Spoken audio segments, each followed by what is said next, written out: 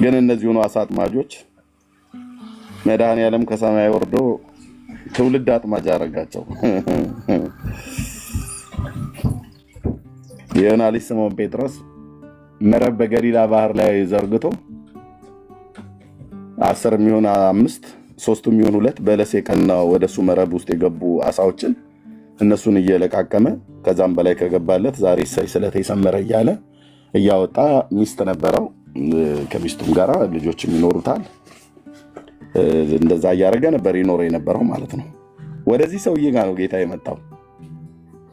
ወደዚህ ሰውዬ ጋር ነው ጌታ የመጣው እና አንዳንዴ በርከት ያሉ አሳዎች ያጠምዳሉ። አንዳንዴ ደግሞ ምንም ሳያጠምዱ ደግሞ የሚያድሩበት የሚውሉበት ቀን አለ። በለስ እንደቀና ነው።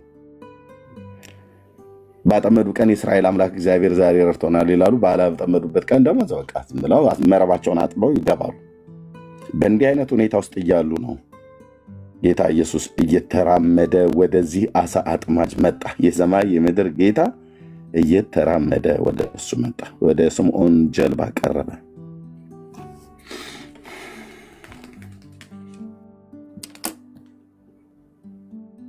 መረቦቻችሁን ጣሉ አለ። የምታውቁት ነው። ጣሉ። አሳ ብዙ አጠመዱ። መረባቸው እስኪቀደድ ድረስ አጠመዱ። ኢየሱስ ጣል ብሎህ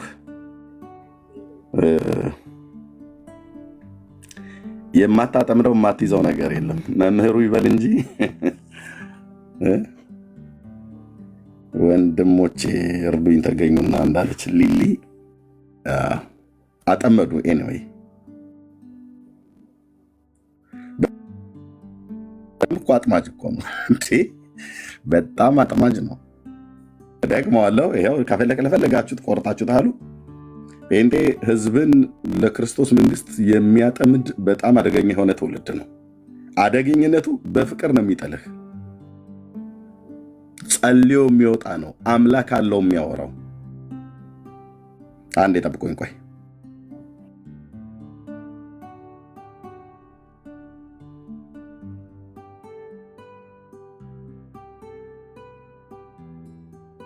እሺ ወንድምነት እስኪመጣ ድረስ ታብታቡን ከፍ እናድርገው። ወገንታት ጸጋ ያብዛላችሁ። ሁላችሁንም የሰናይ ብትቀጥል አሪፍ ነበር። በዚህ ጸጋ ተባርካል ሰሞኑንና ኤርሚ እስኪመጣ ድረስ ታብታቡን ከፍ አድርጉት። ሼሩንም ለዚሁ ኧረ በስመ አብ። እሺ እና ኦኬ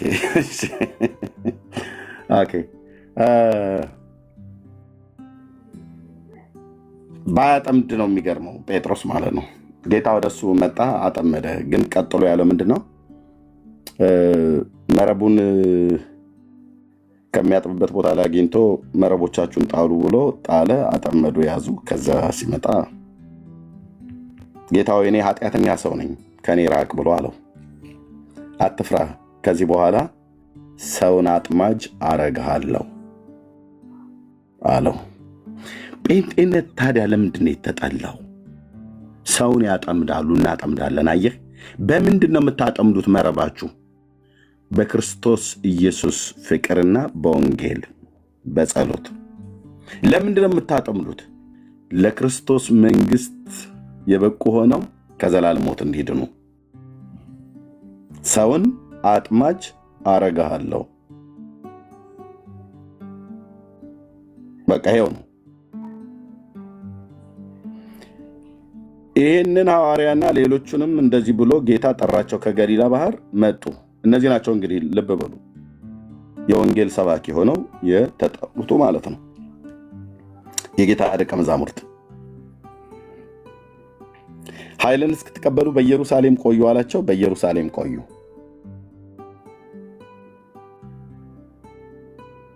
የእግዚአብሔር መንፈስ በኃይል በእነሱም ላይ መጣ። ከዛስ በኋላ በአንድ ቀን ስብከት 3000 ሰው ነዶ በነዶ አድርገዋ። ጌታ ያን ትናንትና ወደ ጀልባው መጥቶ ከዚህ በኋላ አትፍራ ሰውን አጥማጅ አረጋለሁ ብሎ ያለው ጴጥሮስን በአንድ ቀን ስብከት፣ የአንድ ቀን ስብከት እኔ ሙሉ ቀን ላበላብ ሆኖ አይመስለኝም።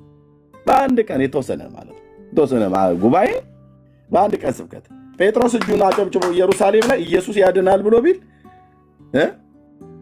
ከ1000 እስከ 2000 ሰው ነው ጌታን የሚቀበለው። ለምን? ምክንያቱስ ማንም ሊክደው የማይችል የልዑል እግዚአብሔር መንፈስ በነሱ ላይ መጥቶባቸው ነበር። ፔንቴኮስታልነት ማለት በዓለ 50 ማለት ነው። ደሳይ በዓለ 50 ማለት ደግሞ እግዚአብሔር ለአይሁድ ከሰጣቸው የእግዚአብሔር በዓላት ከሚባሉት በዘሌዋውያን 23 መሰረት ከሚከበሩ 7 አበይት የእግዚአብሔር በዓላት መካከል አንዱ ነው። እኔ በዚህ ስያሜ መጠራታችን እንዴት ደስ እንደሚለኝ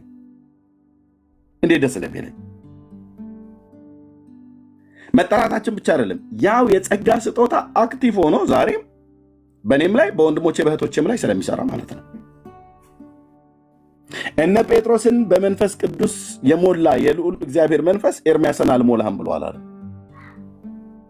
በጌታ በኢየሱስ ክርስቶስ የሚያምኑትን ሁሉ ጭምር ዛሬም በተጠማ ላይ ፈሳሽን በምድረ በዳ ላይ ውሃን የሚያፈልቅ ጌታ ምድረ በዳ በሆነው ህይወታችን ላይ የህይወት ውሃ ወንዝ ከሆዱ ይፈልቃል ብሎ በዮሐንስ ወንጌል ምዕራፍ 7 ላይ ጌታ በዛ በስኮት በዓል በዳስ በዓል ላይ ቆሞ የጮኸው ይህም ስለሱ ሊቀበሉት በሱ በማመን ስለሚቀበሉት ላለው መንፈስ ተናገረ ብሎ ያለው ያ መንፈስ እኔ ውስጥ እውን ነው። ወንድሞቼ ናቶቼ እውን ነው።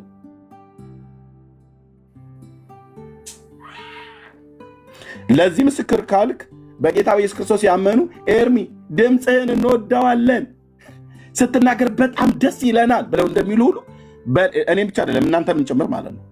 ቤኪ ድምፅህን ደስ ይለናል ብላ የቤኪ ድምፁ ምኑ ደስ ይላል? የኤርሚያስ ድምፅ ምኑ ነው ደስ የሚለው? አይ እውነቷን ታወራላችሁ። እውነት አወራን። ከምን ተነስተን እንዴት ማን አየህ?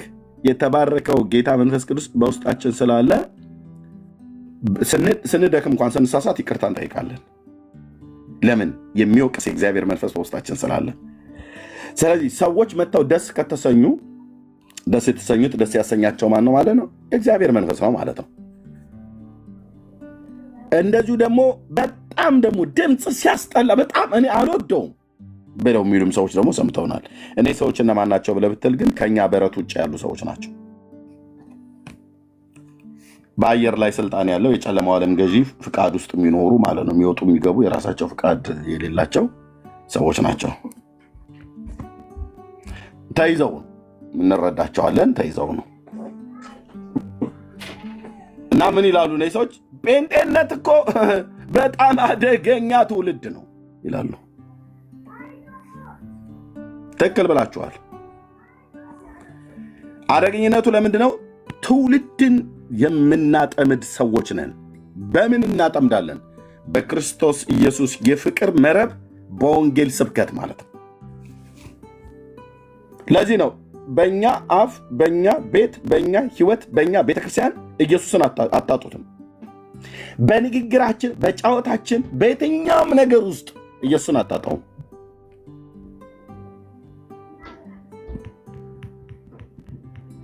ግልጽ አይደለም እንዴ?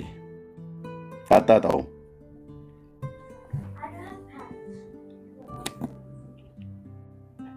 ኦኬ እሺ።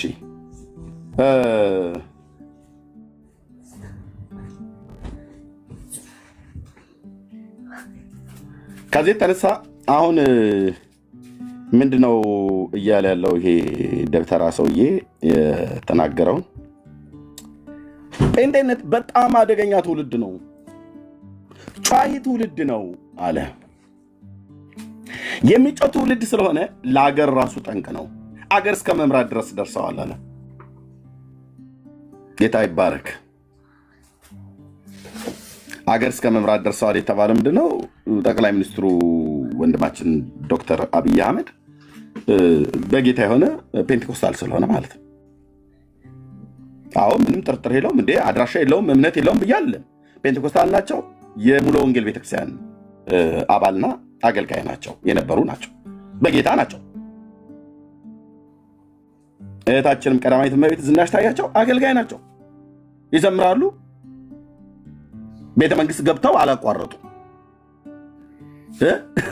ከባላቸው ከጠቅላይ ሚኒስትር አብይ አህመድ በላይ ከምንም ጋር የማይገናኝ ከምንም ጋር የማይነጻጸር የተፈራ የሰማይ የምድር ንጉሥ አለ እና ዝማሬያቸውን እዛውም ገብተው ቀጥለዋል።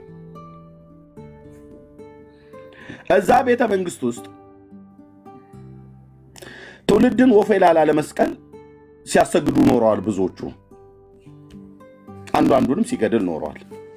አሁን ግን እዛ ወፌ ላላ አይደለም እንትን የምትለው ሲያንበረክኩ ኖረዋል። አሁን ግን እዛ ግቢ ውስጥ ለኢየሱስ ክርስቶስ ለስሙ ክብር የሚንበረከኩ ሁሉም በየእምነቱ ያለው ገብቶ የሚያየው ነው። ግን ጠቅላይ ሚኒስትሩ ጴንጤ ስለሆኑ የጴንጤ እምነት ሀገር አጥፊ ነው አለ። በጣም እኮ አጠፉት አይደለ? አዎ አዲስ አበባን እኮ እኔ በጣም እኮ ነው ያየሁት። በባለፈው እንትና የሚባለው በቃ ብልሽትሽት እኮ አረጉት፣ አበላሸው። ጠቅላይ ሚኒስትር አብይ አህመድ በእውነት አበላሹት። አዲስ አበባ እንደዚህ አይነት መልክ አልነበራትም። በእውነት እውነተኛ መልኳ ያ የወደቀ ፌስታል፣ የጫት ገራባ ጥራጊ፣ የሰው አይነ ምድር ሽንት እሱ ነበረ። እዛ መስቀል አደባባይ እኮ የምናየው ነበር። አሁን እሱን አጠፋውና አበላሸችው። ክቡር ከንቲባ አዳነች አቤቤ በእውነት ብልሽትሽት ታደረጉት። በቃ የኢትዮጵያ መልኳ እሴቷ ሁሉ እስኪጠፋ ድረስ። ለምን የዚህ ስዕሉ ላይ እንደምታዩት ፎቶ ላይ እንደምታዩት አይነት ደብተራ የሰው አይነ ምድር እያሸተተ ነበራ የሚሄደው በየአጥር ጥጋ ጥግ ላይ የወደቀውን። አሁን ያንን መጥረግ ሲጀምር፣ ቆሻሻው መጠረግ ሲጀምር በጠቅላይ ሚኒስትሩ ጴንጤ አገር አጥፊ ነው አሉ።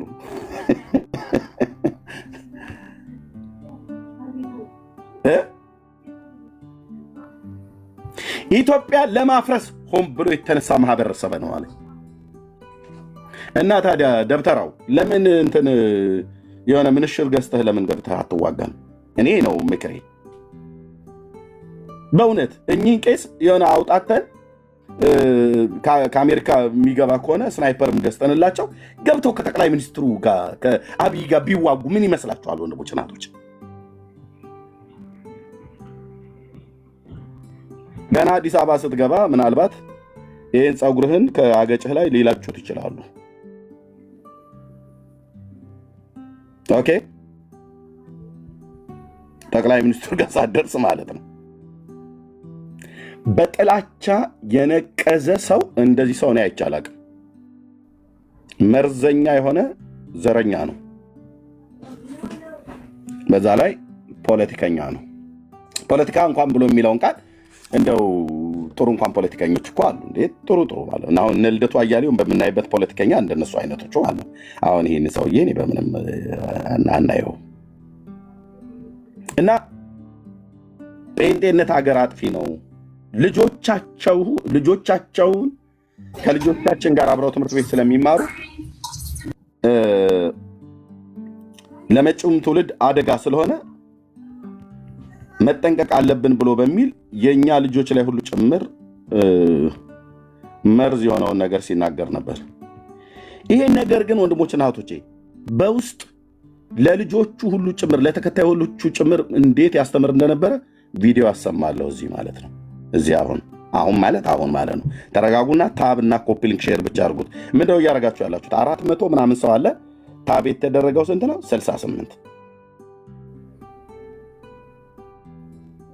68 ቪዲዮ አለ። ይሄ ሰውዬ እዚህ በፎቶ ላይ የምታዩት ውስጥ ለውስጥም ጭምር የእሱ መንፈሳዊ ልጆች ናቸው የሚባሉትን በእንዴት አይነት ጥላቻ ጴንጤ መጥላት እንዳለባቸው ልጆቻቸውን ከልጆቻችን ጋር እንዳይገጥሙ ሁሉ ጭምር በትምህርት ቤት አብረው እንዳይማሩ ሁሉ ጭምር የተናገሩ የሁለት ሰዎች ቪዲዮ አሰማለሁ። ከዚሁ ደብተራ ጋር አብረው ግንኙነት ያላቸው ሰዎች ናቸው። እዚሁ ሶሻል ሚዲያ ላይ የተናገሩት ቪዲዮውን አስቀምጨው ነበር። በጣም በብዙ ፍለጋ አገኘሁትኝ። ጌታ ይባረክ። አየህ፣ ማስቀመጥ ደግ ነው ይባላል። እኔ አሁን ይህን ስናገር ሰውየውን ነጥዬ ነው የምናገረው አሁን። ምክንያቱስ ይህን ቃል የተናገረው እሱ ነውና። ጴንጤነት አደጋ ነው አይደል ለኢትዮጵያ?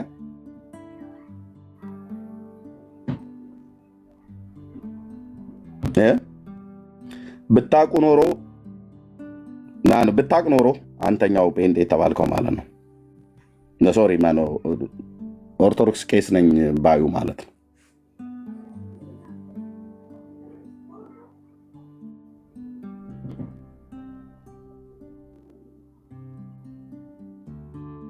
ኢትዮጵያን ከመፍረስ ከመበተን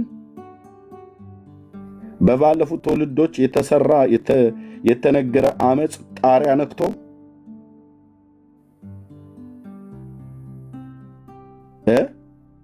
ወደ ለየለት የእርስ በርስ እልቂት ልንገባ እንደነበረ ክቡር ዶክተር ለማ መገርሳ የኦሮሚያ ክልላዊ መንግስት ፕሬዚዳንት ሆነው በነበሩበት ሰዓት ላይ የተናገሩትን ቪዲዮ ታውቃላችሁ። ፓብሊክ ስለተናገሩት ከዛ እልቂት ከዛ መተራረድ ማለት ነው። ከዛ ሁሉ ከውስጥም ከውጭም ከነበረባት ነገር ውስጥ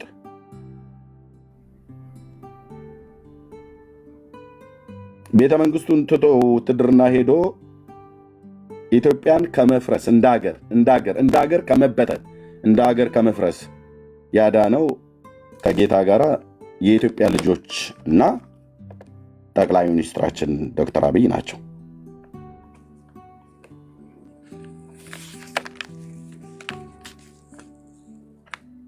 እስራቸው ባሉ ኦርቶዶክሳውያን እንኳን ሰዎች ኢትዮጵያ ብለው ሲያወሩ እንባቸው ከዓይናቸው ይፈሳል ብሎ ያሉት እነ ዲያቆን ዳንኤል ክብረት ናቸው። ስለ ጠቅላይ ሚኒስትሩ ሲመሰክሩ ኢትዮጵያ ብለው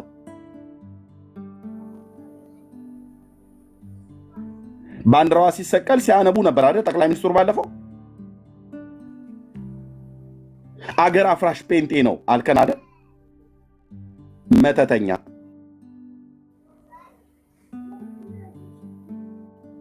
ባንዲራዋ ሲሰቀል ያለቅስ ነበር ጠቅላይ ሚኒስትሩ። የሀገር ጥላቻ ነው ወይስ የሀገር መውደድ?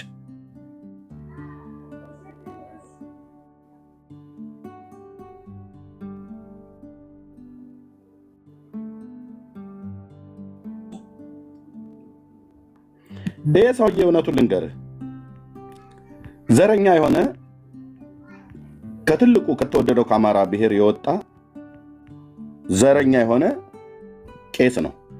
ኦሮሞ የሚባል ማህበረሰብ ከሚጠሉ ሰዎች መካከል አንዱ ነው ይሄ ሰውዬ አንዱ። ሌላኛውም አለ አሜሪካ ሀገር ላይ እሱንም ቪዲዮ አሳያቸዋለሁ።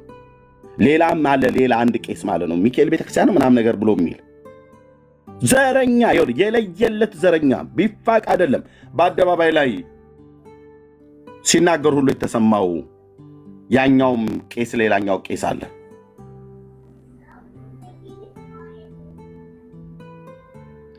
አገር ወደ መምራት መጡ አሁን አለ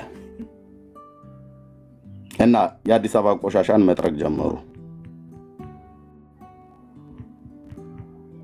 ሚኒስትሮቹ በሙሉ ጴንጤዎች ናቸው አለ።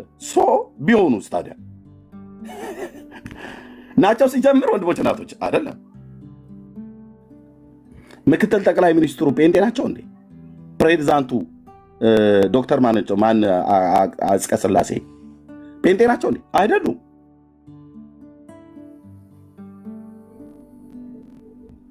የብልጽግና ፓርቲ ነው ምናምን ነገር የሚባለው ዋናው የአፋሩ ተወላጅ ማን ናቸው? ጴንጤ ናቸው እንዴ? አይደለም። እና አህመድ ሺዴ የገንዘብ ሚኒስትሩ ጴንጤ ናቸው እንዴ? አይደለም። ከኦርቶዶክስ ከእስልምና ሃይማኖት ከተለያዩ ሃይማኖቶች ውስጥ ሁሉ ጭምር ያሉ አይደሉም ወይ? አወል አርባ ቴንኪው።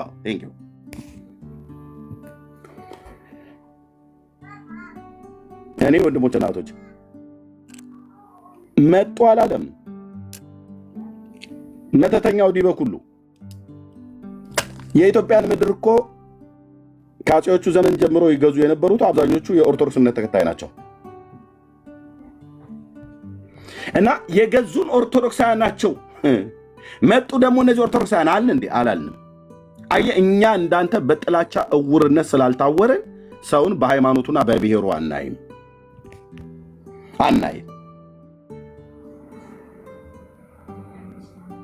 እስካሁን ድረስ በኢትዮጵያ ታሪክ ውስጥ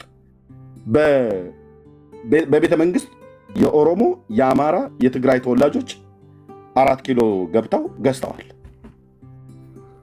ገዝተዋል፣ ኢትዮጵያን አስተዳድረዋል ማለት ነው። በዘመናቸው በነበሩበት ያለሙትም ያጠፉትም ጥፋት አለ።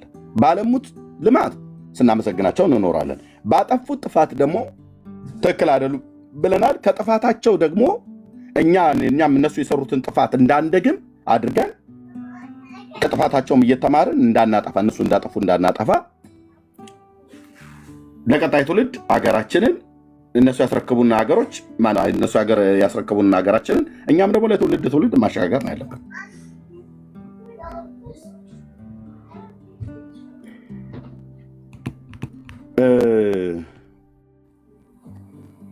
ልጆቻችሁን ልጆቻቸው ከልጆቻችን ጋር ስለሚውሉ ጨዋሂ ትውልድ ጨዋሂ ጴንጤ እንዳይፈጠር አለ ደብተራው ዲበኩሉ።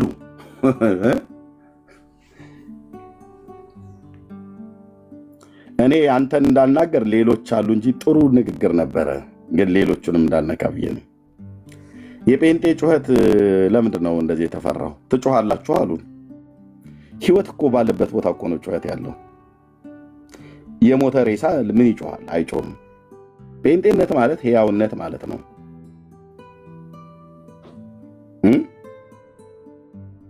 የተደረገልን የምናምነው ጌታ ማን እንደሆነ ስለምናውቅ ያደረገልንን ስናስብ ያደረገልንን ስናወሳ ጩህ ይለናል። እውነት የፍቅሩ ብዛት፣ የምሕረቱ ብዛት፣ የቸርነቱን ብዛት አምላክ እኔን መውደዱ ወገኖቼን መውደዱን ስናስብ እውነትም ጩህ ይለናል። እይናንጀ ራዘር ጩህ ይለኛል።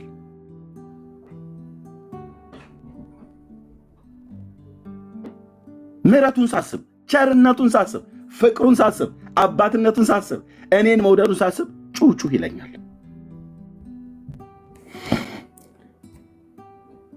ለጌታ ለመስቀል ላይ ሞት ምላሽ የኔ መጮህ በዝቶ ነው ሲያንስ እንጂ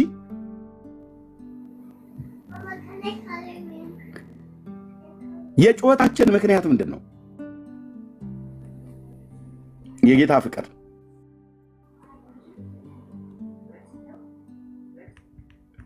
አንተ አለ አይደል እንዴ እንደታረደ በግ ስታንቋርር የምታድረው?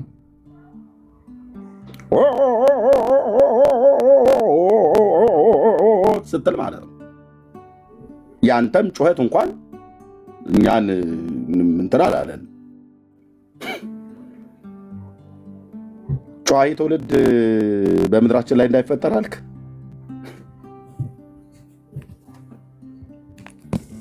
ላታጠፋው እግዚአብሔር እሳቱን ለኩሶታል። የወንጌል እሳት ምድራችን ላይ እና ይህ ሰው በጥላቻ መታወሩን ከዚህ በፊት ይሰብካቸው የነበሩ ሰዎችን ሁሉ ጭምር ቪዲዮ አብረንያ የሱ እዚህ የተናገረው አለ አይደል?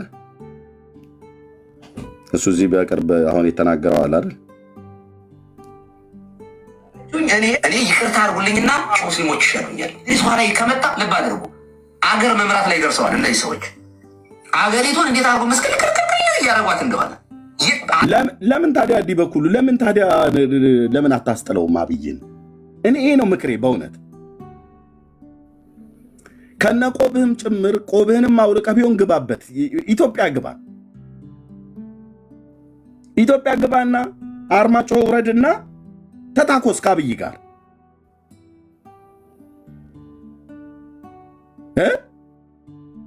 ሸጋ የሆነ ምክር በእውነት ካጣህ ገንዘብ እናዋጣልሃለን ለመሄጃ ማለት ነው።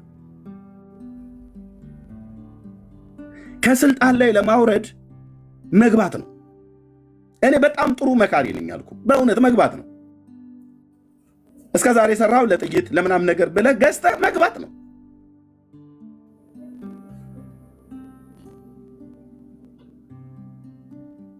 ፌንጣ ብትቆጣ እግሯን ጥላ መጣች ይላል።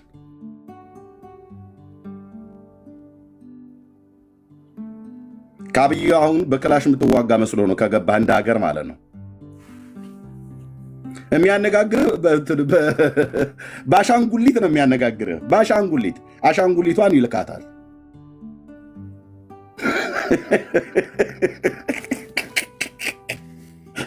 ዲበኩሉ በእውነት እንደዚህ መሆን የለብህም። እኔ አንተን ቄስ ብዬ እንኳን ለመጥራት እስክቸገር ደስ ማለት እንደዚህ መሆን የለብህም። መግባት ነው ኢትዮጵያ። ከጠቅላይ ሚኒስትር ከዶክተር አብይ አሻንጉሊት ጋር መጫወት አለብህ። አሻንጉሊቷ ማለት ያቺ ድሮኗ ማለት ነው። አሻንጉሊት እያሉ ሲሉ ስለነበረ ማለት ነው። ታግለህ አሻንጉሊቷን ሁሉ በሙሉ ጥርቅርቅ አድርገህ ከምድሪቱ ላይ አውጥተህ ጴንጤነቱን ማውረድህ ከዛ በሌላ በምትፈልገው መተካት።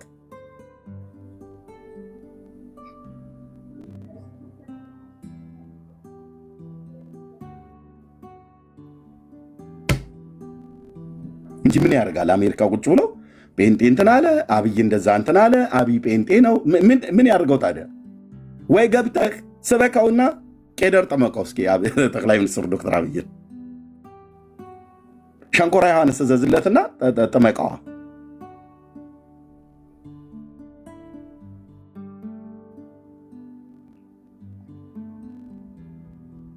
እንዳንተ ድኩም የሆነ ሰው አይደለም። ድኩም የሆነ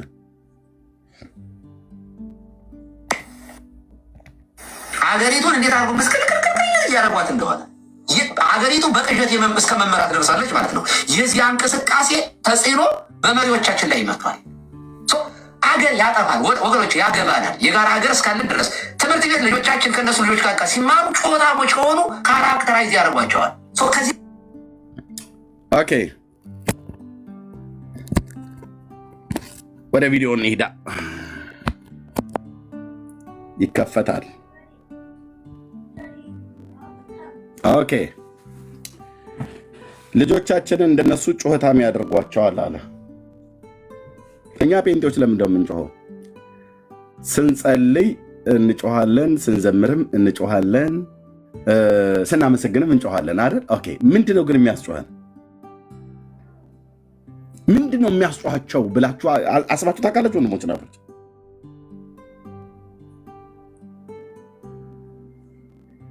የጩኸቱ ምክንያት ምንድነው?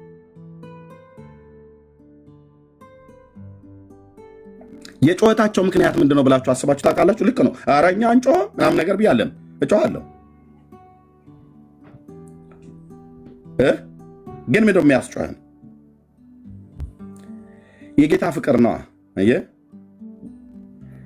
አባትነቱን ሳስብ፣ አምላክነቱን ሳስብ፣ ለእኔ ያደረገውን ሳስብ፣ ለእኛ ያደረገውን ስናስብ እንጮሃለን፣ እናለቅሳለን።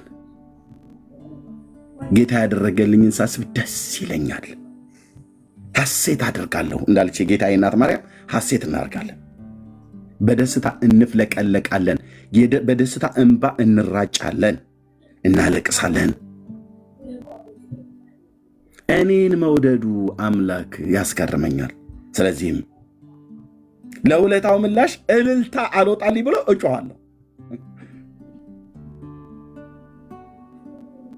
ኦኬ፣ ሁለተኛ በምንጸልይበት ሰዓት ላይ እንጮሃለን። ለምን? እንደ መተተኛው እንደ ዲበኩሉ ማለት ነው። እውነትም እዚህ ጋር ጠንቋዩ ዲበኩሉ ብለው ነው የጻፉበት። ኦኬ፣ ጥሩ ጽፋችኋል፣ ጥሩ ጽፋችኋል። ይሄው አሁን ትክል ድንጋይ ላይ ቆሞ የአገሩን ጂኒ ሁሉ አጋንንት ሁሉ ሲጠራ የሚያድረውና እንትን የሚለው እሱ ነው። በስመ አብ ወወልድ ወመንፈስ ቅዱስ አሐዱ አምላክ ብሎ ቢስሚላህ ብሎ የሚጨርስ ማለት ነው። የጸሎት መጽሐፍ ስላላቸው እንደነ ድርሳን እንደነ መልካ ኡራኤል መልካ ራጉኤል ባለጠልሰሙ ማለት ነው። ኦኬ፣ ስለዚህ ደብተራ ሁሉ ሲጎትት የሚያድረውን ጂኒ እኛ በሌሊት ተነስተን በጌታ በኢየሱስ ክርስቶስ የስም ስልጣን በአየር ላይ በምድር ላይ በስጋ ለባሾች ላይ ሆነ የምትሰራ የጨለማው ዓለም ገዢዎች፣ የክፋት መንፈሳውያን ሰራዊት ከአየር ላይ እርገፉ። ከስጋ ለባሾች ጀርባ ሆናችሁ የምትሰሩት ስራችሁ የፈረሰ ይሁን፣ ጥንስሳችሁ ይደፋ ብለን ስንጸልይ እንጮሃለን። ምክንያቱም ውጊያ ላይ ነው ያለነው። ከማን ጋር ነው ውጊያው? ከክፉ የመናፍስት ኃይላት ጋር ማለት ነው።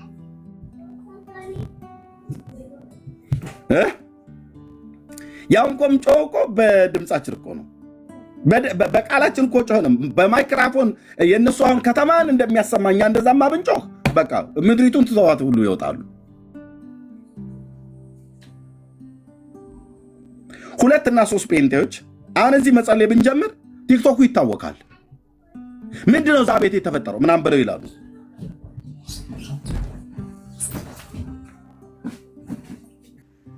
አንድ በደንብ ማወቅ ያለብን ነገር አለ። ሰውን ወደ ድህነት የሚጠራው ጌታ ነው። ማንም የፈለገውን ነገር ሊል ይችላል። አሁን ብዙ ጊዜ እንትናችሁ ምክንያታችሁና ጭንቃችሁ ይገባኛል። ለወንጌል እንቅፋት ለወንጌል ብራዘር፣ ወንጌል አደናቅፎት አያውቅም። አትድከም።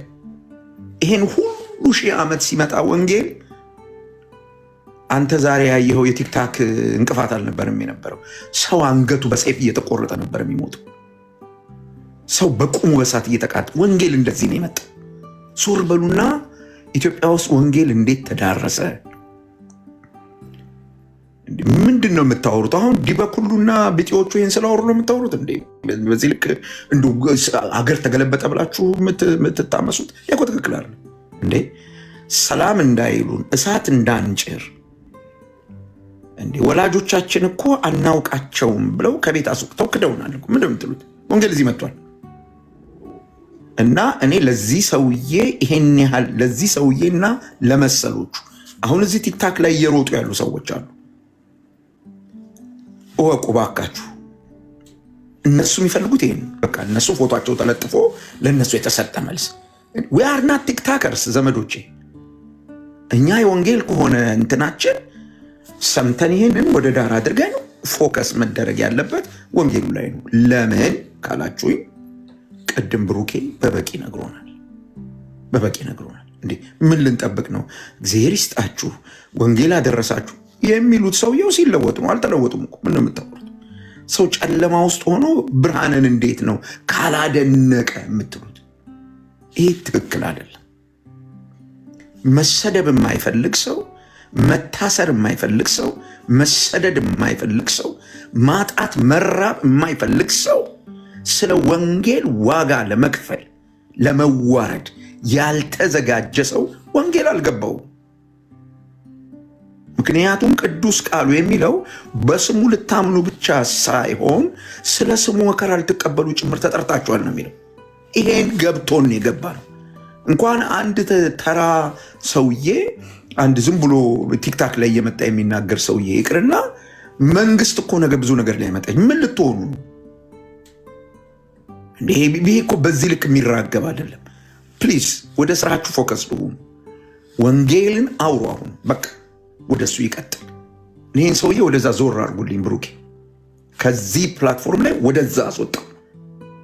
ወደዛ ወደምትወስድበት ውሰድና የእግዚአብሔርን ቃል ስበክ፣ የእግዚአብሔርን ቃል አስተምር። እሱ ነው ሰው የሚያድነው። በቃ እሱ ስራውን ይሰራል። እኛም ስራችንን መስራት አለብን። እንዴት እሱ እዚህ ቤት ርዕስ ይሆናል? በምን አግባብ ነው እሱ ርዕስ የሚሆነው እዚህ ቤት ውስጥ? ንገሩኝ እስኪ። እኛ የወንጌል መልእክተኞች ነን እኮ። እና ፕሊዝ እሱ በወረደበት ዝቅጠት ልክ ወርደን ለሱ መልስ እንዴት እንሰጣለን? እዛ ታች ሲጎትተን እኛ እኮ ላይ ነው ያለ ነው። እና እኔ ወንድሞች ይህን ሰውዬ ወደዛ ዞር አድርጉና ስለ ኢየሱስ ማውራት ጀምሩ። እርሱት። እሱ የሚፈልገው ነው። በየቤቱ ርዕስ እየተነሳ እሱ እንዲደሰኩር ኢየሱስን ትተህ ስለ እሱ እንዲህ አሉን እኮ እያልክ እንድታወራ ነው። ሶሪ እንዴት ይህንን ማስተዋል እንደሚያቅተን ብዙ ናቸው። እኚህ ሰውዬ ብቻ አይደሉም።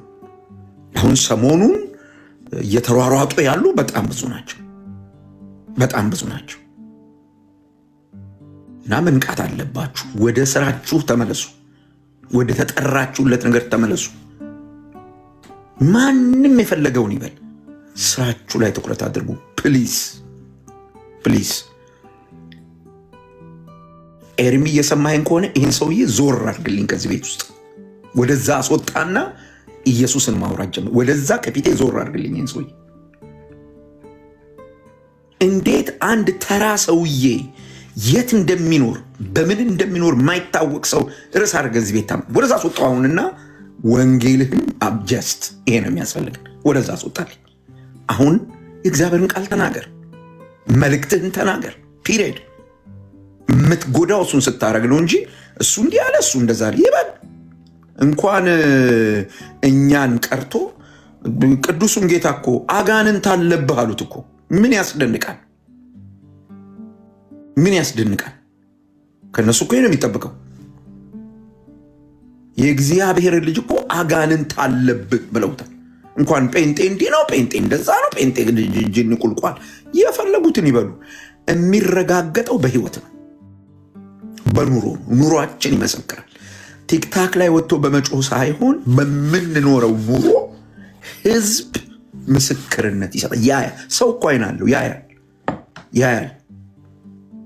እኚህ ሰው ይህንን ካወሩ በኋላ የት እንደሚውሉ እኮ ሰው ያያል። ምን እንደሚሰሩ እኮ ሰው ያያል።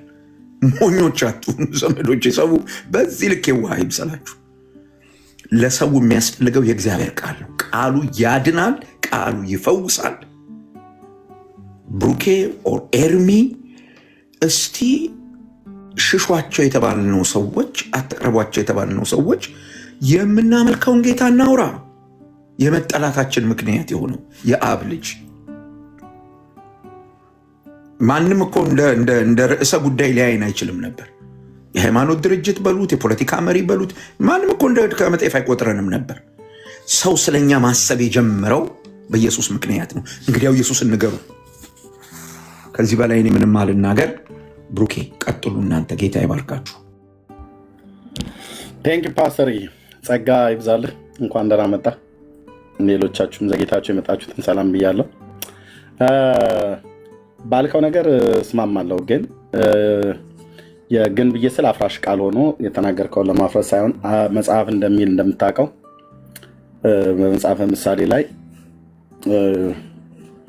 ለሰነፍ እንደ ስንፍናውም አትመልስለት ይላል፣ ደግሞ መልስለትም ይላል። ጠቢብም የሆነ እንዳይመስለው መልስለት ይላል። ለዚህ ሰነፍ ቄስ ነኝ ባይ ለምደው በዚህን ያህል ልክ መናገር ያስፈለገው ብለህ ብትል እሱ በሚናገረው እና እሱና መሰሎቹ በሚናገሩት ነገር የቅኖችና የዋሆች የሆኑ የእውነትን መንገድ የሚፈልጉ ሰዎች መንገድ ለመዝጋት የሚፈልጋል ማለት ሶሪ ይዘጋሉ። መንገድ ወደ መዳን እውነት እንዳይመጡ ሰዎች የአንድንም ሰው ቢሆን መሰናከል ያኖራሉ፣ እንቅፋት ያኖራል።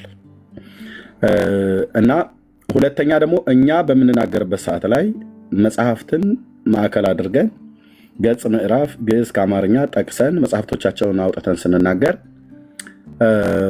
ከነሱ ወገን ምንድነው ብሎ የሚሉት ኦርቶዶክስን ከመጥላት የተነሳ ነው የሚነገረው ብለው ይላሉ። መጽሐፍ ገልጠን ገጽ ከምዕራፍ ግዕዝ ከአማርኛ አሳይተን መጽሐፍቶቻቸውን በፒዲኤፍ እንኳን አይደለም በሃርድ ኮፒ ይዘን ስንናገር ይሄ ኦርቶዶክስን ስለምትጠሏት ነው፣ ኦርቶዶክስን ጥላቻነት ነው ብሎ በሚል እነሱ ጋር በጣም ስላጮሁት ኢቨን እኛ ወንጌላውያን አማኞቹ ጋርም ሁሉ ጭምር ሳይቀር ይሄ የኦርቶዶክስ ጥላቻነት ነው ብለው የሚሉ አንዳንድ ተከፋይ ተቀጣሪ የሆኑ የወንጌል አማኞችም ጭምር አይተናል።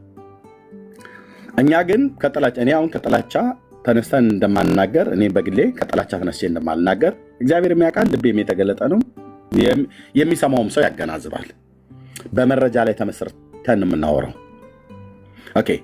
እነሱ ጥላቻ ነው የኦርቶዶክስን ጥላቻ ነው ብለው የሚሉት ሰዎች አንዱ እሱ ስለሆነ ከኛ ይልቅ እንደውም እሱ ለጴንጤ እምነት ከፍተኛ ጥላቻ እንዳለው በንግግሮቹ እና በግብረ አበሮቹ ሁሉ ጭምር አይተናል ማለት ነው። ቪዲዮ ማሳየት ስለነበረብን አንደኛ እሱ ምንድን ያለው ጴንጤ ጨዋሂ ነው፣ ልጆቻችን ሁሉ ከነሱ መጠበቅ አለብን፣ ካልሆነ አገር ያበላሻሉ። አሁን አገር እስከ መምራት ድረስ ደርሰዋል። አገር ያበላሻሉ። አገራችን እንዳይበላሽ ከተፈለገ ደግሞ ሁላችንም ነቅተን መጠበቅ ነው ያለብን፣ ልጆቻችንን ከጴንጤ መጠበቅ አለብን ነው ብሎ ያለው። ኦኬ። ሁለተኛ የሱም ግብረ አበሮች ቅድም ሲናገሩ የነበሩ ግማሹም ኢትዮጵያ ግማሹም እንግሊዝ ሀገር ተቀምጦ ልጆቻችንን ጴንጤን እየጠሉ ማደግ አለባቸው ብሎ የዲበክ ሁሉ ግብረ አበሮች እሱ የሚያስተምራቸው መንፈሳዊ ልጆች ብሎ የሚላቸው ሰዎች ሁሉ ጭምር ሲናገሩ የነበረው ማለት ነው። ታዲያ አሁን ይህም በመናገር ምን ታተርፋለህ? ኦኬ በጥላቻነት ተመስርቶ የሚያወራ ማን ነው ብሎ የሚለው ለማሳየት እንጂ ጴንጤ እንደመሆናችን መጠን ለምን ተሰደብን፣ ለምን ተነካን፣ ልንነካ አይገባም እና በጣም አሞናል እያል እኔ አይደለም በእውነት ጌታ እግዚአብሔር በሚያውቀው ማለት ነው።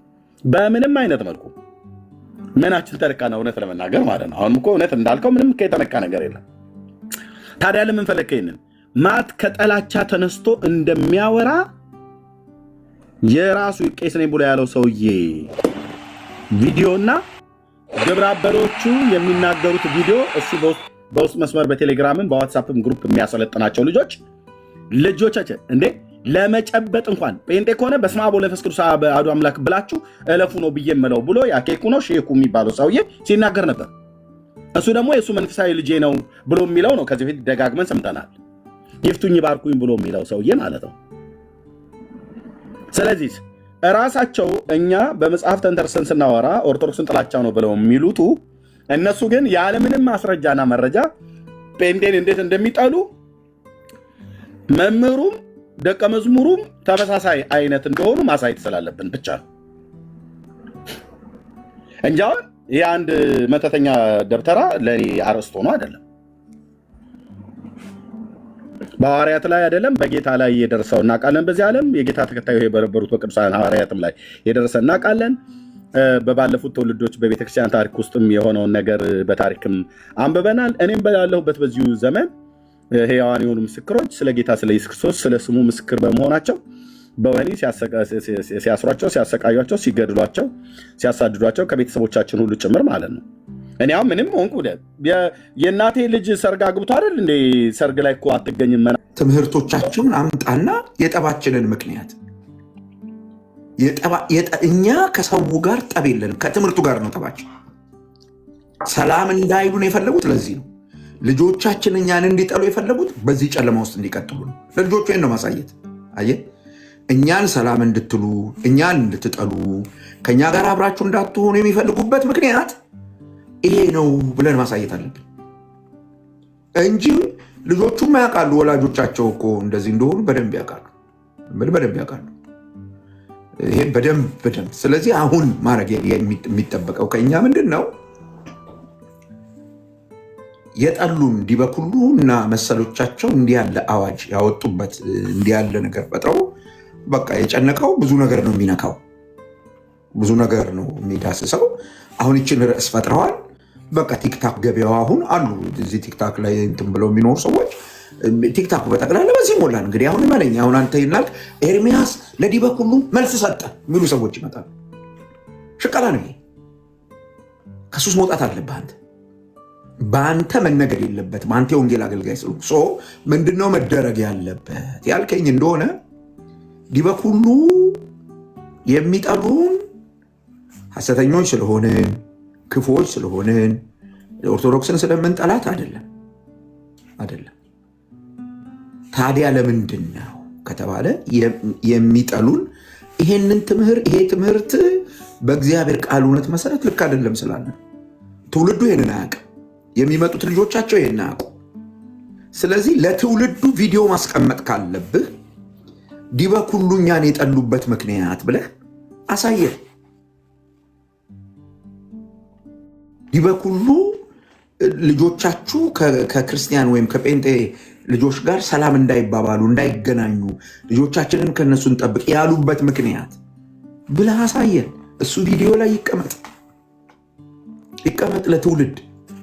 አየኸው፣ ይቀመጥ። የሚመጣው ትውልድ ዝም ብለህ እንደ ድሮ አትመርምር እያልክ የምታስፈራራው ትውልድ እንዳይመስል መረጃ ገላብጦ አይቶ የሚወስን ትውልድ በጣም በጣም በጣም ይሄ መታወቅ አለበት። ፈርሷል። ያ ዘመናውን አልፏል። ገዝቻ ያለው አስራ ያለው ምናምን ብለህ የምታስቆሙት የለም። አሁን እንደሱ ቢሆን ጃን ሜዳ ባዶውን አታገኘውም ነበር። ብራዘር፣ እኔ አሁንም የምነግርህ ነገር ምንድን ነው? ኤርሚ ለምን ተነካን አላችሁ አይደለም። እኔ ይህንን ያነሳሁት ለምንድን ነው? አንዳንድ ወገኖች ይቅርታ ጠየቁ፣ ይቅርታ ይጠይቁ ሁሉ ብለው ሲሉ ስለሰማሁ ነው። በዚህ ውስጥም ስላሉ እኔ ምን እሳቸው ይቅርታ ጠየቁ አልጠየቁ ምን ያደርግልኛል?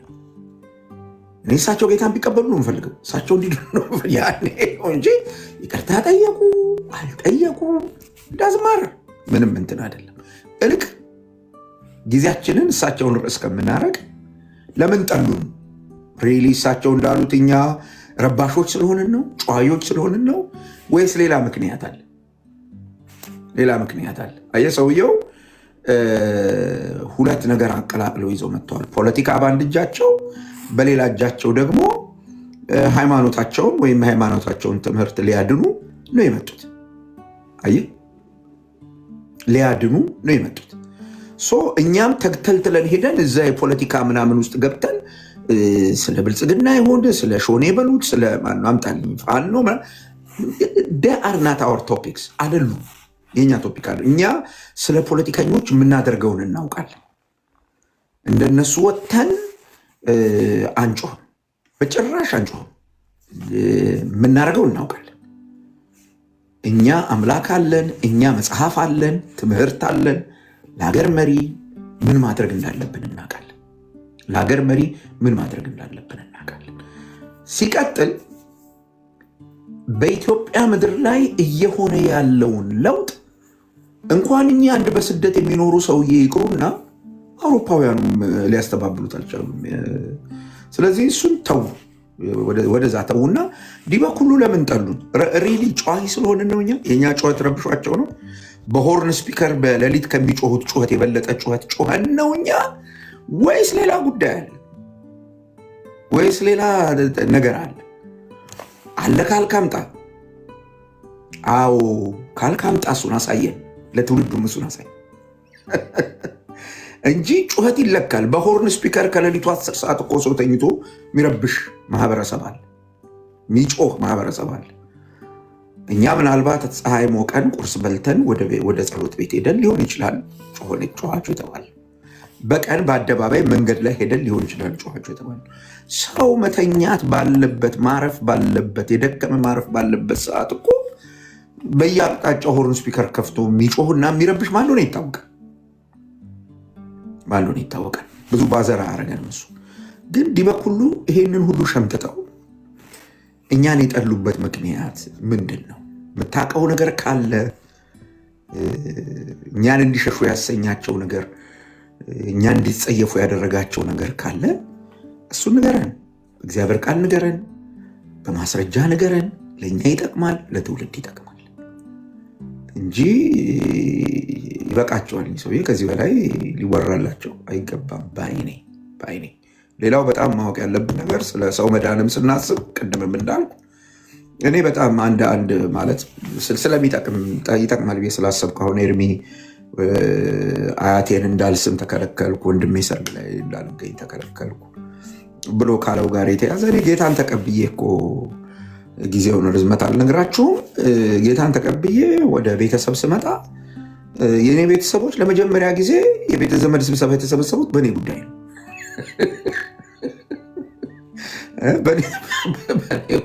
በእኔ ጉዳይ ነው ፍቅር የጀመሩት እና ተሰብስበው ድግስ ደግሰው የመጀመሪያ ያደረጉት ነገር ምንድን ነው? ታቆማለህ ኢየሱስን መከተል ወይስ አታቆም? እናቴ ጡቷን አውጥታ ልረግምህ ነው ማለች እና በዛ ሁሉ ነገር አልስማማም ስል ፋይናል የሆነው ነገር ምንድን ነው? ከአሁን ወዲህ ይሄ የእኛ ዘር አይደለም ብለው ነው ያሰናበቱ። ዳስ ፋይን። ግን መጨረሻ ምን ሆነ ካልከኝ እናቴ ልትሞት ስትል ናናናናናና ብላ ጠርታኝ ራሷ ማለት ነው። በእግዚአብሔር ፊት ነው የምናገር። ጠርታኝ ራሷ ስታየው ነገሩ ትክክል እንዳሉ ወደ መጨረሻው ስትደርስ አይ በቃ አሁን መሄዴ ነው፣ ጌታን መቀበል ፈልጋለሁ ብላ ጌታን ተቀብላ በሰላም ነው ሄደችው። በሰላም ነው ሄደችው። እመነኝ፣ መዳን ያለበት ሰው ይድናል። እንኳን እኚህ ሪዛቸውን በደንብ ተሰርተው አምረው የወጡ ቄስ ይቅሩና ራሱ ሳጥናኤል የሆነ ተክለ ሰውነት አግኝቶ እያንባረቀ ቢመጣ የሚድን ሰው ይድናል። ብራዘር በጭራሽ ሊያስቀረው አይችልም። ያንተ ስራ መስበክ ነው። ያንተ ስራ መመስከር ነው። ማዳን የጌታ ነው። ማዳን የጌታ ነው። አሁን የኚህ መነኩሴ ወይም የኚህ ቄስ ንግግር ከእግዜሩ በልጦ ነው የሚድነውን ከመንፈስ ቅዱስ በልጦ ነው ሊያሰናክል? በጭራሽ እመነኝ፣ በጭራሽ። የሊዲያን ልብ የከፈተው የጳውሎስን ንግግር እንድትሰማ የጳውሎስ ጉዳይ አልነበር። ታዲያ ምኑ ነው ካልከኝ ጌታ ልቧን ከፈተው ነው የሚለው። እግዚአብሔር ልቡን የከፈተውን ሕዝብ ያዘገዩት ይሆናል እንጂ ይድናል። ምንም ጥያቄ የለው። ሊያዘገዩት ይችሉ ይሆናል፣ ግን ይድናል። ታዲያ እኛ ምን እናር? እስኪድን እንናገራለን፣ መጥቶ እስክናይ እንናገራለን። ኢየሱስ ለሰው ልጆች ሁሉ ኃጢአት ሞቷል፣ ለበደለኞች ሁሉ ሞቷል ብለን እንናገራለን። ከዚህ ትምህርት ጋር የማይስማማ አዳኙ ኢየሱስ ብቻ ነው፣ ቅዱስ ቃሉ የሚያስተምረው ይሄንን ነው፣ ሐዋርያቱ ኢየሱስ ክርስቶስ ብቻ ነው የሚያድነው ብለው አስተምረዋል ብለን ማለታችን ጥላቻ ነው ካሉ ሰዎች ልንረዳቸው አንችልም። ወይ ደግሞ ከዚህ ትምህርት ጋር የሚቃረን ማናቸውም ትምህርት ምንፍቅና ነው ስንል እኛ በሐዋርያዊ ቅብብል ስለምናምን ነው። በሐዋርያዊ ቅብብል ካመኑ ሐዋርያው ያቀበላቸውን ትምህርት ይዘው መጣው ሌላ ስለሌላቸው ነው። በነገር ላይ ከሐዋርያት የተቀበሉት ትምህርት እጃቸው ላይ ምንም ስለሌለ እንዲህ አይነት ፖለቲካ ነው መስራት ያለባቸው። ለዚህ ነው ቅድም የጨነቀው እርጉዝ ያገባል ያልኩ። በምን ያድኑት ይህን ህዝብ? እና ግድ የለህም መልሰህ ማድረግ ያለብህ ቢስማሩ ወደ ውስጥ እንዲገባ አናቱን እያልክ በደንብ በእግዚአብሔር ቃል እውነት ጨዋነት ባለበት በትህትና እሱን ነው መደብደብ ያለብህ። ቢስማሩ ወደ ውስጥ እየዘለቀ ሲገባ እመነኝ እንኳን ያን ቄስ ንግግር ቅድም እንዳልኩ በሲኦል ያሉ ጂኒዎች በነቂስ ቢወጡ ህዝብ ይድናል። ጥያቄ የለው። እሱን ለማለት ነው። ኤርሚዬ ፓስተር ተባረክ። ምክንያታቸውንማ እንግዲህ የምናውቀውን እናገራለን፣ በመረጃ በቪዲዮ ለዚህ ያደረሳቸው እሱም ሆነ ሌሎቹን ሁሉ ጭምር ነው የምናገረው። በተለይ በፔንቴኮስታሉ እምነት እንቅስቃሴ ላይ በግራም በቀኝም በፊትም በኋላም ጦርነቱ የተከፈተው ጥላቻው የበዛው ከመቼ ጊዜ ጀምሮ ነው ብዬ ቅድም መግቢያ ላይ ስገባ ተናግሬ ነበር። መቼ ነው የት ነው የጀመረው ብሎ የሚለው ማለት ነው። ኢየሩሳሌም ነው የጀመረው። እኛ ጋር አዲስ የተጀመረ ነገር የለም። በፔንቴኮስታሉ ላይ በጌታ መንፈስ ቅዱስ መውረድ በቅዱሳት ሐዋርያት ላይ ከመጣበት ጊዜ ጀምሮ ቤተክርስቲያን ከተወለደችበት ጊዜ ጀምሮ እነዛ ቅዱሳን ሐዋርያት አባቶቻችን በጣም ተፈርተው ነበር። በጣም ያው እንደምታውቁት የእግዚአብሔርን ቃል ማለት ነው። ከፍተኛ ፍርሃት፣ ከፍተኛ ድንጋጤ፣ ከፍተኛ መሸበር ነበር የመጣው። በማን ላይ? አንደኛ በክፉ የመናፍስት ኃይላት ላይ፣ ሁለተኛ በሃይማኖተኞች ሰዎች ላይ ማለት ነው። ልብ በሉ፣ ዛሬ አይደለም የጀመረው። ቅድምም ትናገር ነበር መግቢያ ላይ ከኢየሩሳሌም ነው የጀመረው። ይሄ የፔንቴኮስታሉ ልምምድ መፈራት፣ መጠላት፣ በዚህ ምክንያት መሸበር የጀመረው መቼ ነው? ኢየሩሳሌም ላይ። የስም ማጥፋቱ ምናምን ነገር ሁሉ የጀመረው እዛ ነው።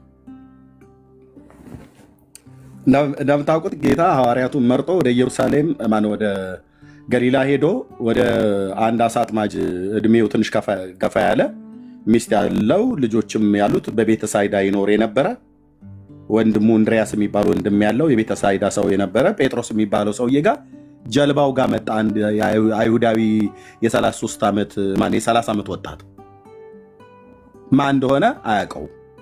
አይሁዳዊ ብቻ መሆኑ ይታወቃል። እስራኤላዊ መሆኑ ይታወቃል። ሁለቱም እስራኤላውያን ናቸው። ጴጥሮስም እስራኤላዊ ነው፣ ኢየሱስም እስራኤላዊ ነው። ቀረበ የሆነውን ታውቃላችሁ። መረቡን እያጠበን ያገኘው ጀልባዋን ውሃ እየነቀነቃት ምንም ሳያጠምድ አድሮ ማለት ነው። ታሪክ ቀያሪው ጌታ ወደ እሱ ጋር እንደመጣ ግን ጴጥሮስ አላወቀም። ጌታ ግን ያውቃል። በዓላማ ነው እየተራመደ የመጣው። የዚህን ሰው ህይወትና ሌሎቹንም ሁሉ ሰዎች ህይወታቸውን የሚቀይር ጌታ፣ ህይወታችን የቀየረ ጌታ መጣ። የዚህን ሰው አገኘው፣ ጠራው። በቅዱስ አጠራሩ ሌሎችንም ጠራቸው፣ መረጣቸው። እዛ ጋር ጀልባው ላይ አሳውን ካጠመዱ በኋላ አትፍራ፣ እኔ ኃጢአተኛ ሰው ነኝ ብሎ ሲለው አትፍራ፣ ከዚህም በኋላ አሳ አጥማጅ ሳትሆን ትውልድ አጥማጅ አደርግሃለሁ፣ ሰውን ታጠምዳለህ አለው። የሁልጊዜ ጸሎቴች ነች። በጌታ ጴንጤ ከሆንኩ ጊዜ ጀምሮ ስጸልይ በጌታ ፊት እንዲህ ነው ብዬ የምጸልየው። እዛ የዮና ልጅ ስምዖን ጴጥሮስ ጀልባ ጋር መጥተህ እሱን አግኝተው ታሪኩን የቀየርክ ከአሳ ማጥመድ አውጥተህ ትውልድን ወደ መንግስትን እንዲያጠምድ የጠራኸው ጌታ ብዬንም ጸልየው። ደግሞ ጸሎቱም ሰርቷል፣ እየሰራም ነው። እኔም ላይ ብቻ ሳይሆን ሌሎችም ላይ ማለት ነው። ያጠመደውን አሳ እንኳን በላው፣ ሸጠውና ተጠቀመበት እንኳን አልተባለ። እዛው ነው ትተው ትሄዱት። ከነ ዮሐንስ ከነ ዘብዴዎስ ጋር ተጠራርቶ እዛው ነው ትተው ትሄዱት። ሸጡት፣ አውጥተው ሸጠው ለአገልግሎት እንዲጠቅማቸው የሚል እንኳን የለም። ኢየሱስን አይተው የማይተው ነገር የለም። ቶና ተከተሉት። የቤተሳይዳው ሰው ጴጥሮስ ከወንድሙ ከእንድርያስ ጋር የያዕቆብ ወንድም ዮሐንስም ሁሉ ጭምር ሆነው አባታቸውን ትተውት ሄዱ። እነኚህ ሰዎች ልብሳቸውን ብትጠጋ ግምግም ነው የሚሸተው፣ አሳሳ ነው የሚሸቱት። ታሪካቸው ፀጉራቸው ያማረ የተቆረጠ አይደለ፣ ጫማቸው የተለየ ጫማ አይደለ። በኢኮኖሚ ድህነት የተመቱ አካባቢዎች ናቸው እነዛ በገሊላ ባህር ዙሪያ ያሉ እና ግን የሰማይ የምድር ፈጣሪ እነዚህ ሰዎች ጋር መጣ። ዮናስ ማነው ጴጥሮስ ጋር መጣ፣ ጠራው። ሲያገለግል አዩት፣ በቃልም በተግባርም። መጨረሻ ወደ ሰማያት ሲያርግ ጠብቁ፣ ኃይልን እስክትቀበሉ ከኢየሩሳሌም እንዳትወጡ አላቸው። ጌታችን ጠብቁ፣ አስተምሯቸው። 3 ዓመት አስተምሮ እንኳን ኃይልን ተቀበሉና ጠብቁ፣ ኃይልን እልክላቸዋለሁ፣ መንፈስ ቅዱስን እልክላቸዋለሁ ጠብቁ ብሏቸው በቀነ ቀጠሮ ነው የተለያዩት። የጌታ መንፈስ መጣ፣ በላያቸው ላይ ወረደ፣ በምታዩት መልክ ማለት ነው።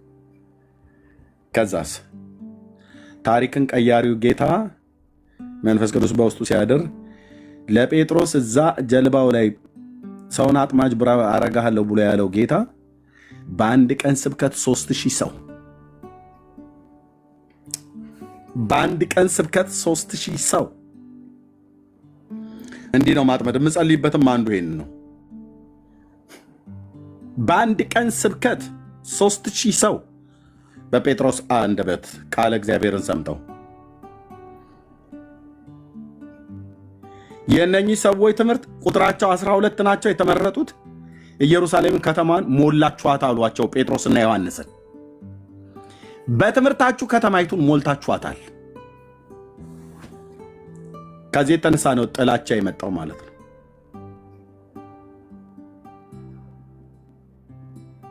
ጥላቻ የመጣው ከዚህ የተነሳ ነው። ከዛ ጊዜ ጀምሮ ነው እንግዲህ እስካሁኑ ሰዓት ድረስ ያለው ማለት ነው። እና አስፈሪው የፔንቴኮስታሉ አካሄድ ተብሎ ቢባል ምንድነው የሚያስፈራው? ትውልድን ለእግዚአብሔር መንግስት በጌታ ቃል የምናጠምድ ስለሆነ ነው። እና አይገርመንም። ይሄ ደግሞ ይቀጥላል ስራው። ዲበኩሉም ይሁን ሌሎቹ እውነት ለመናገር ከስረዋል። የከሰሩት በራሳቸው አንደበት ደጋግሜ እንዳሳየዋችሁ በጣም ብዙ ትውልድ ነው ያጡት። በጣም ብዙ ትውልድ ነው ያጡት።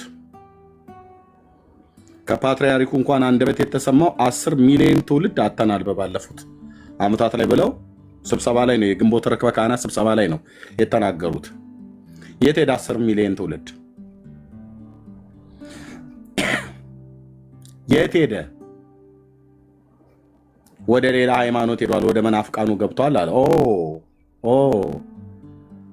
ስለዚህ ይህንን ሩጫ ለመግታት ነው ስም ለማጥፋት የሚሄዱት። እኛ ችግር የለው፣ ስምን ማጥፋት ይችላሉ። እኛ ግን ስራውን ወንጌሉን እንቀጥላለን።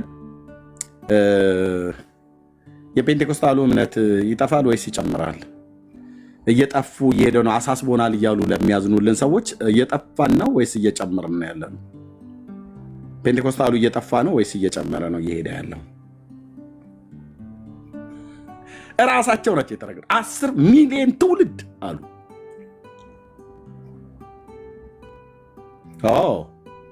ቪዲዮ ልክፈት እንዴ? እናሰማ እንዴ? ድምፅ ስብሰባ ላይ ሁሉ ቁጭ ብለው ሲናገሩ የነበሩትን ለምንድነው ጎን? ቆይ የፔንቴኮስታሉ እምነት የሚጨምረው ይሄን ያህል እየተዋሸብን ለምንድነው የሚጨምረው? አየህ፣ የእግዚአብሔር መንፈስ ከኛ ጋር ስላለ የምንናገረው ነገር እውነት እንደሆነ ይታወቃል። ስለዚህ ሰው ከቀድሞ ይልቅ እንዲጠላ ተደርጎ ነው እየተሰበከ ያለው። ግን እንዲጠላ እየተሰበከበት ያለው መንገድ ግን የእውነት መንገድ እንደሆነ ሰው ሁሉ እያወቀው ነው። ጌታ እግዚአብሔር ይባረክ። ተባረኩ። እሺ ወገኖች፣ አይ ቲንክ የምንቀጥለው ነገር ካለ መቀጠል እንችላለን።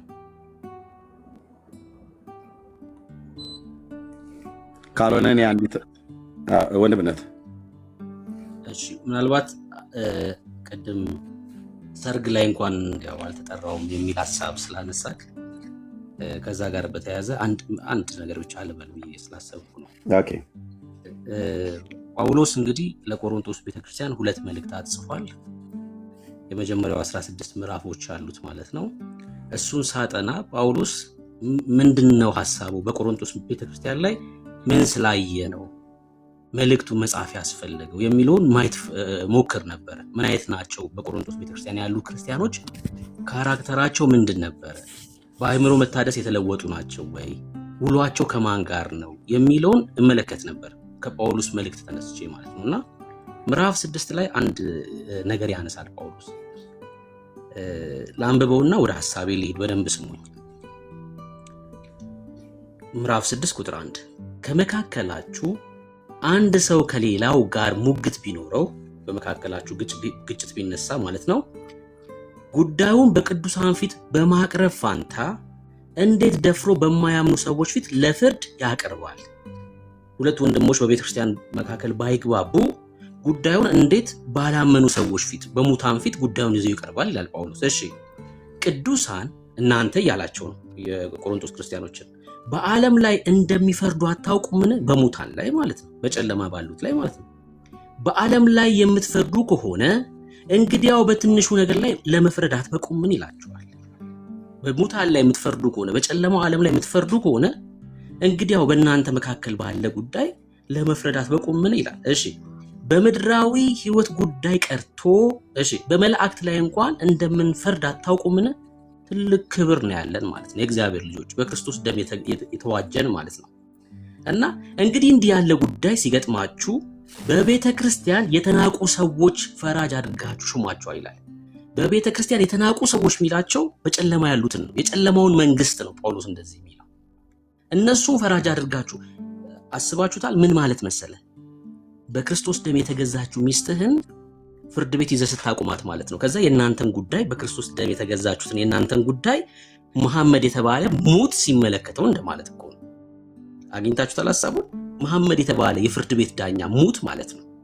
በሞት መንደር ያለ በክርስቶስ ደም የተዋጁትን የክርስቲያኖችን ጉዳይ ሲመለከት ለፍርድ ሲቀመጥ ማለት ነው።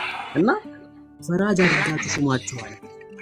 ይህንንም የምለው ይላል፣ ይህንንም የምለው ላሳፍራችሁ ብዬ ነው ይላል ጳውሎስ።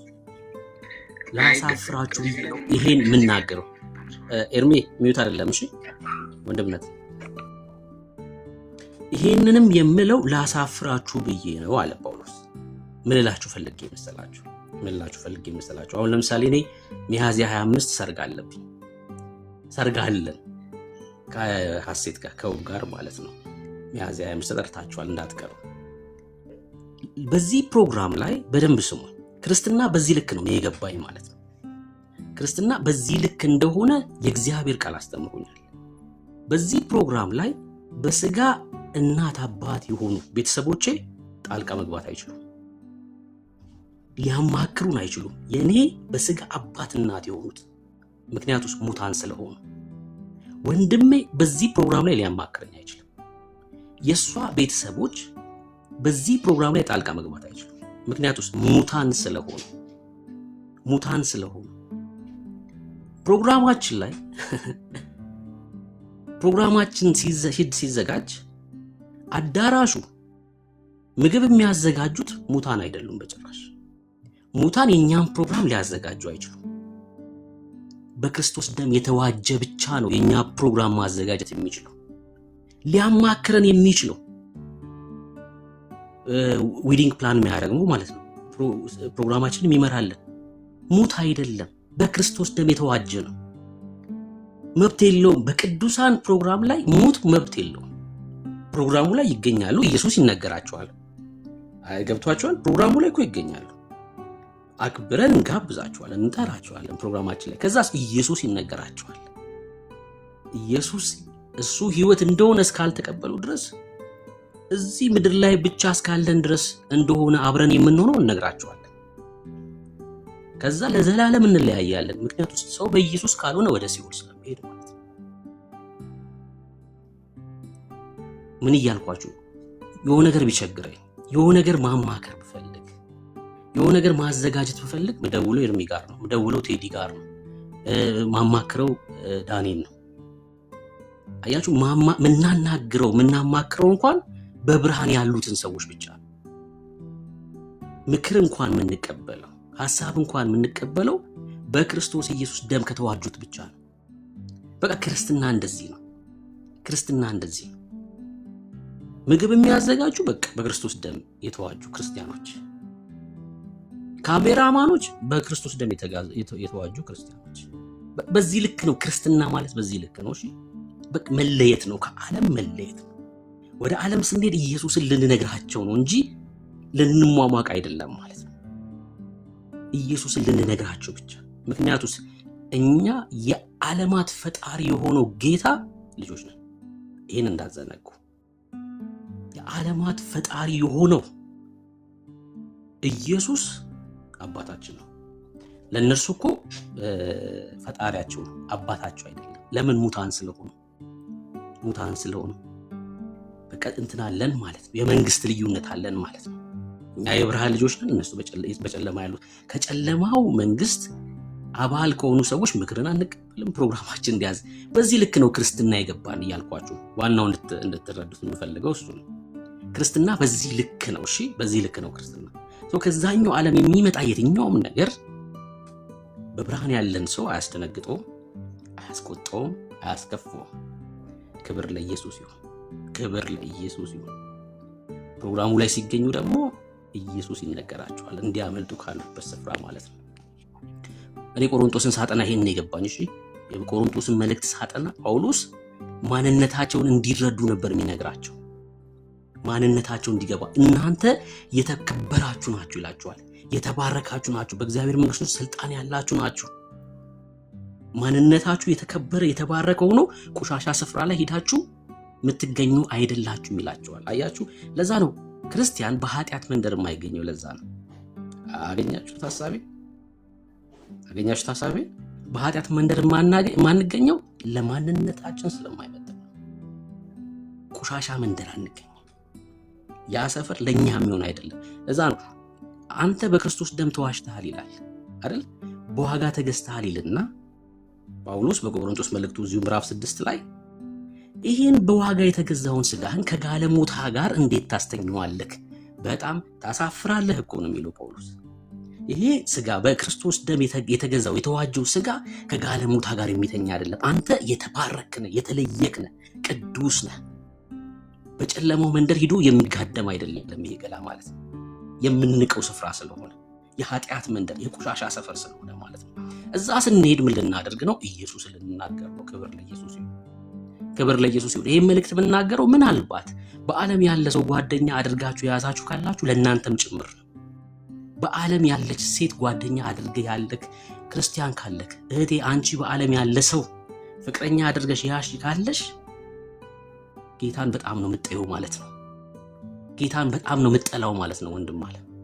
ምክንያቱስ በክርስቶስ ደም የተገዛን ይሄን ስጋ ወስደ በጨለማ ካለ ሰው ጋር ህብረት አድርገሃል ማለት ነው። ህብረት አድርገሃል። ለጌታ አልታመንክም፣ ለጌታ አልታመንሽም። ከነሱ ጋር ህብረት የምናደርግበት ምንም ግራውንድ የለም። አለቀ። ስንሄድ እዛ መንደር ልናበራ ብቻ ነው። ብርሃን ከጨለማ ጋር ህብረት የለውም። ሁለተኛ ቆሮንቶስ መጽሐፍ ላይ ማለት ነው ጳውሎስ ይናገር። ምንም መጋጠም የለንም ብርሃን ከጨለማ ጋር። እናንተ ብርሃን ናችሁ።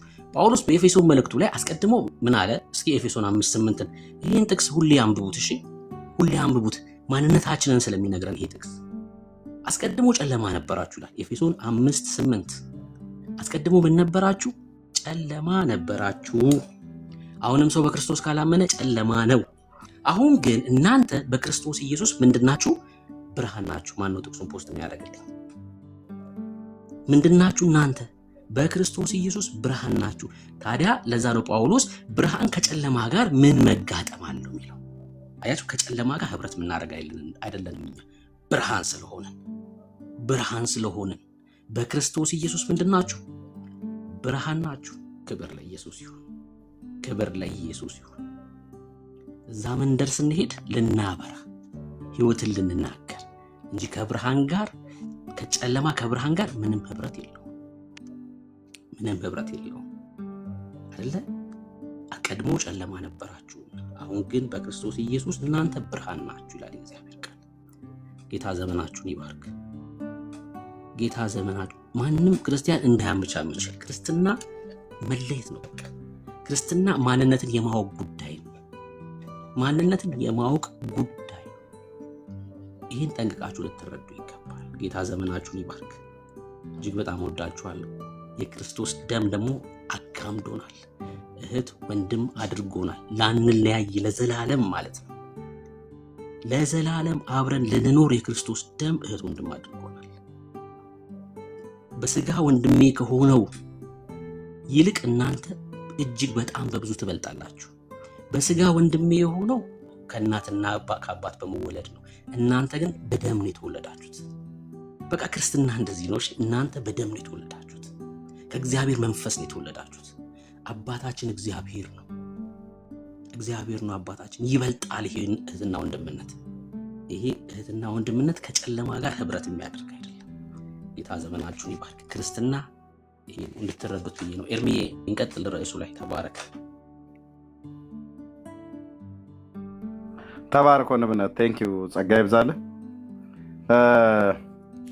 እንግዲህ የተፈራበት ምክንያት ወይ ደግሞ ስማችንን የሚያጠለሹበት ምክንያት ወይ የሚያጠፉበት ምክንያት ከተቀበልነው ከጌታ ከኢየሱስ ክርስቶስ የተነሳ ነው። ካመንነው ወንጌል የተነሳ ነው። ደግሞ በየጊዜው ዶሚኔት እያደረገ እየመጣ እያሸነፈ እየበዛ እየሰፋ እየሄደ ያለውም እምነት ይሄው እምነት ስለሆነ ነው።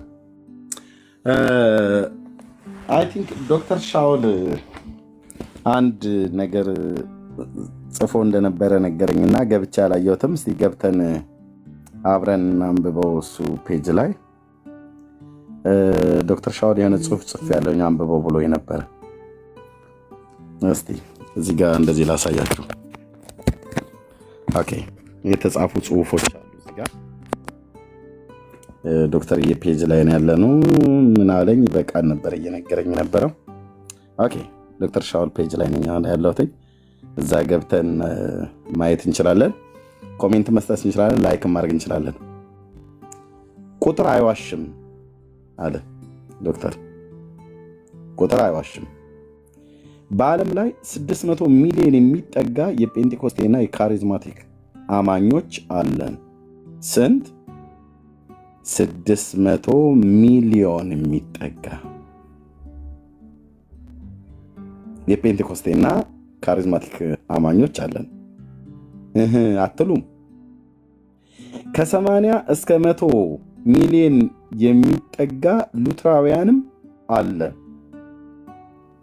እሺ ይበሉኝ እንጂ አለ ዶክተር። ከዚህ ውስጥ ቢያንስ የኢትዮጵያ መካነ ኢየሱስ ካሪዝማቲክ ነች፣ ፔንቴኮስታል ናት ማለት ነው። የኢትዮጵያ መካነ ኢየሱስ ቤተክርስቲያን። ኦኬ፣ ሁሉም ሩሲያ፣ ኢትዮጵያ፣ ግሪክ፣ ግብፅ፣ ዩክሬን፣ ሮማንያን ደምራችሁ ከ260 እስከ 300 ሚሊዮን ኦርቶዶክሳውያን አሉ። እንከባበር እንጂ ብሎ ጻፈ ማለት ነው። አጃይብ ነው ይላል የሐረር ሰው።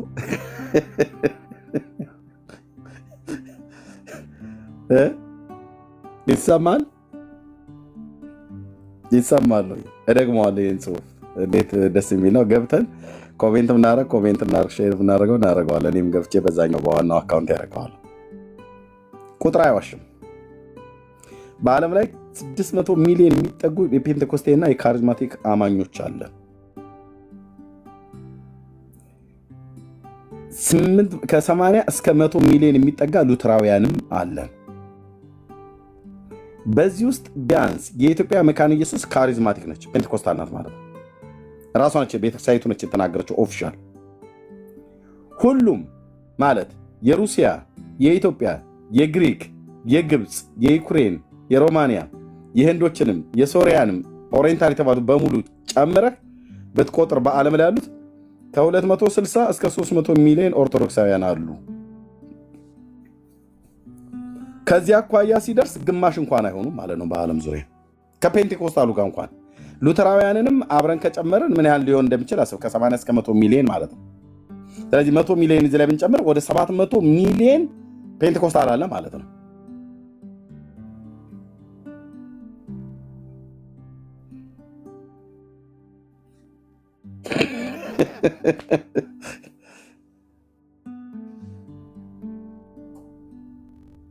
እና እንከባበር እንጂ አለ። ጥሩ ጽሁፍ ነው የጻፈው። በመረጃ ላይ ተመስርቶ ስለሆነ የሚጽፈው ይሄ ሁሉ ፔንቴኮስታል እንዴት በዛ በዓለም ዙሪያ እንደዚህ እየተዋሸብን።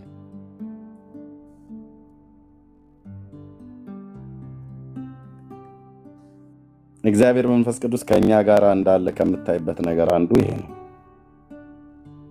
ለእግዚአብሔር ክብር ይሁን፣ ለእግዚአብሔር ክብር ይሁን።